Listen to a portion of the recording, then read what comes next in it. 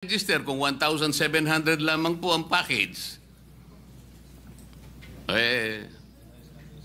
Baka po sa daga pwede po ito, Mr. President. Hindi, gusto ko lang This po is malaman. again a possible source of corruption. Maraming salamat po, Mr. President. Thank Sino you. po ang kumuwenta nito? Kung ang kumuwenta po nito ay taga dito sa ating bansa o baka naman po sa ibang bansa po na ibang klaseng salapi ang kanilang ginamit. Kaya nakakapagtaka po, pag pinag-uusapan po natin ng isang napakamahalagang pasilidad na talagang magiging sandigan po ng ating mga kababayan sa panahon ng kanilang karamdaman. Pero kung 1,700 po, alam po nyo, yung aking pong bunsong anak, meron pong isang simpleng alaga na aso. Alam po ba ninyo kung magkano po ang nagagastan niya yung parang paliguan? Kasi po may shampoo pa po yata ang importante na yung meron tagagupit po ng kanyang pati kuko po ginugupit at nagkaroon po ng Grooming. yung 1,700 po para sa aso hindi pa po Sapat. hindi pa po sapat Itong pinag-uusapan po natin, Mr. President, Your Honor, tao po mga tao po ito Kaya po, hindi po magiging maganda kahit na po pag-usapan natin ang napakagandang pinaka-noblest na objective po ng PhilHealth. Kapag ka itong ganitong klaseng mga pamamaraan ay hindi po nila talaga babalikatin, para lang po tayong nagpapatintero dito, Mr. President. Tingnan po ninyo, Mr. President. Based on PhilHealth's latest data, while 102 million Filipinos have registered with PhilHealth, only 27.8 million or 24% are enrolled with Consulta. So, naka-enroll po sa Consulta. Ilan percent po? 24% lang po ang naka-enroll out of 102 million registrants. Kahit na po naka-register kung 1,700 lamang po ang package, baka po sa daga pwede po ito, Mr. President. Hindi, gusto ko lang po malaman kung kanino po galing yung 1,700 pesos per package. Kung PhilHealth ba? Sino ba? Kaya po nung tinanong ko po, Mr. President, ang sagot po ay 1,700, sinagot po ng ating... Yeah. Where did that figure come from? Siguro... Yes, Mr. President, actually, nagpapasalamat ako kay Senator Marcoleta for pointing this out. Talagang kung titingnan nyo, parang kulang talaga, no? Realistically. Pero yun nga po ang nilalaban ho natin sa PhilHealth ngayon. Hopefully with this new administration under Dr. Mercado, na maiba naman ang magiging direksyon ng PhilHealth. Dati po kasi nung panahon ni Manuel Ledesma, parang yung pagtrato niya sa PhilHealth, para pong ginawang private corporation. Na alam niyo naman ho, Mr. President, sa insurance, ang ugali ng private insurance, kung makakatakas sa liabilities yung mga dapat nilang bayarin, doon po sila kumikita. At the end of the year, pinagmamalaki nila yung kanilang savings and kanilang kinita, no? Pero in the case of PhilHealth, dapat po, dahil po yung government agency, and this is the only agency that is tasked to implement universal healthcare, dapat po talaga ay inuubos ito sa ating mga pasyente, sa ating mga kababayan. Hopefully, Mr. President, with the new PhilHealth head who committed to adjust yung pong kanilang case rates, and they committed also to increase the participation of PhilHealth in every hospital billing, siguro dapat maitaas na rin po natin.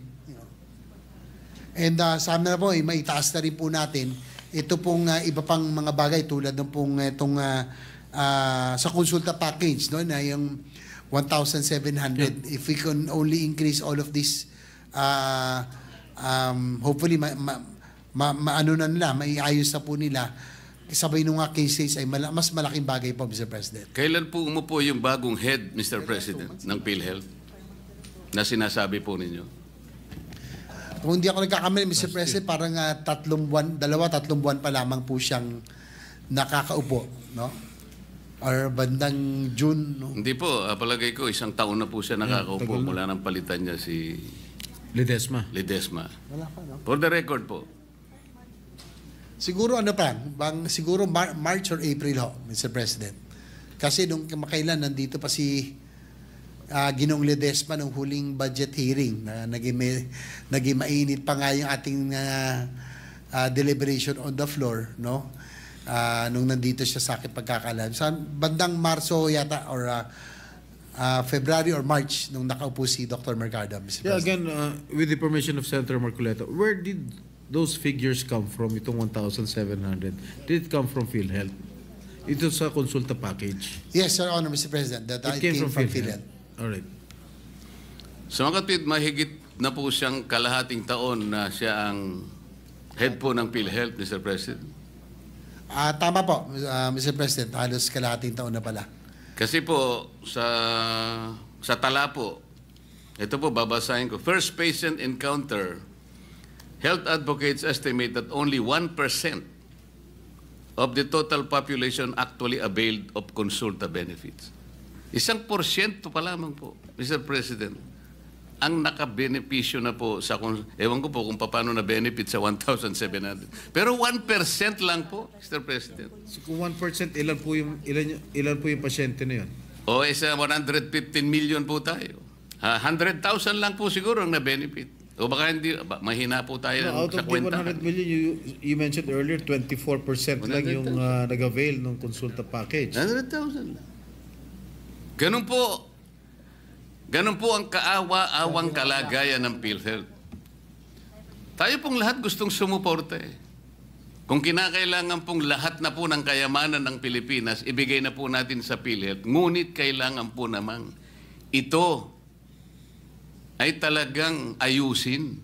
Para sa ganun, yung perang ibibigay at ipagtitiwala sa kanila, mapakinabangan po ng nangangailangan. Yun lang naman po yung pakiusap. Halimbawa, isa pa po, Mr. President, katakot-takot na corruption po sa PhilHealth. Tingnan na lamang po ninyo kung bakit nawawaldas. Ginawa pong milking cow ang PhilHealth nung kami po ay inimbestiga namin niya. Lahat po, hindi ko naman po nilalahat ang mga healthcare institutions. Ngunit sa dami po ng bilang na talagang dinisiplinahan ng PhilHealth. Halos lahat po. Kunwari po, na-admit ang isang pasyente. 2 days lang pong nag-admit. Gagawin pong 7 days o kaya 10 days. Para sa ganun po ay singilin sa PhilHealth at paghahati-hatian po yung kanilang nakulimbat. Minsan naman po ang sakit ay hindi naman malala. Sipon. Gagawin pong pulmonya. Isip-isipin po ninyo yung gagawin nila. Ito pa po yung panghuli. Para naman po natapos na po ako. Magkano po ba yung ano yung tawag doon? Thermodialysis, Mr. President Juro. Magkano po ba yung nagagastos natin sa isang session ng Magkano per 3,000? hemodialysis? Magkano? Mga 3,000. Mga 3,000. 6,300 na yun? Hello? Mahal na. 6,300 na? Your Honor, Mr. President, sa huli pong itong latest, nasa 6,350 na per session. Per Your session? Honor.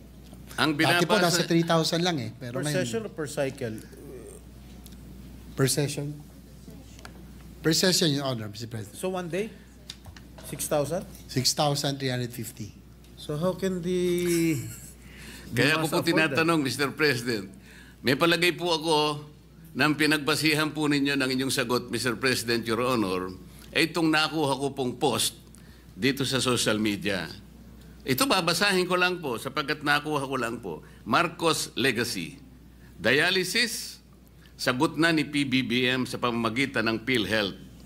Lahat tayo ay miyembro at kabahagi nito.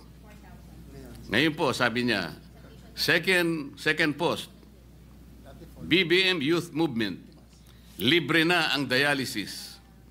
Sa halagang 6,350 bawat hemodialysis session, sagot ng PhilHealth, hanggang 156 sessions sa buong taon.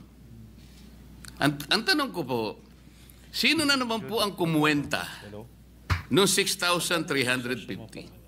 Kasi po kanina, yung konsulta, nagtataka na rin po ang ating presiding officer kung sino ang kumuwenta ng 1,700. Saan po kinuha yung 6,350? Your Honor, Mr. President, dapat po sana under the UAC law, meron po tayo tinatawag na HTAC, no, yung Health Technology Assessment Council, na ito po ay mga panel of experts, no, mga spesyalista, na sila po dapat nagde-determine kung ano po yung mga anything technical, sila po dapat ang tinatanong. So siguro yan ang dapat natin malaman din kung sakaling magkaroon ng budget hearings o anumang hearings na nandito po ang PhilHealth, kung paano ho nila nakuha yung pong amount na 6,350 per session. Dahil ang pagkakaalam ko kamakailan, dati ay nasa 4,000 pesos lamang per session. So nagulat din ako na medyo tumaas na ng 6,350 from about 4,000 pesos. Your Honor. Mr. President, kasi po, dun sa 6,000 pesos, is that a government-owned hospital or private? 6,000. Any po, Mr. President, it's a government hospital or any private hospital as long as it's PhilHealth accredited, Your Honor. Hindi, kasi I just called up my brother who is undergoing dialysis. Tinanong ko lang kung magkano yung per session. Ang sinabi niya, 10,000. Well, it's in a private hospital. ako naman po, Mr. President, nagtanong-tanong po ako, ang nakukuha ko 500 to 600 pesos. Kasi Per session. per session po. Kasi kung 156 sessions per year, yung 6,350, halos 1,000,000 po yun sa isang taon. Ang budget po ng PhilHealth sa dialysis is 20 billion. Sa mga katwid, kung ito po ang batayan na halaga, 6,350, 20,000 patients lang po ang kakasa sa 20 billion. Magkano po ba ang isang dialysis machine, Mr. President?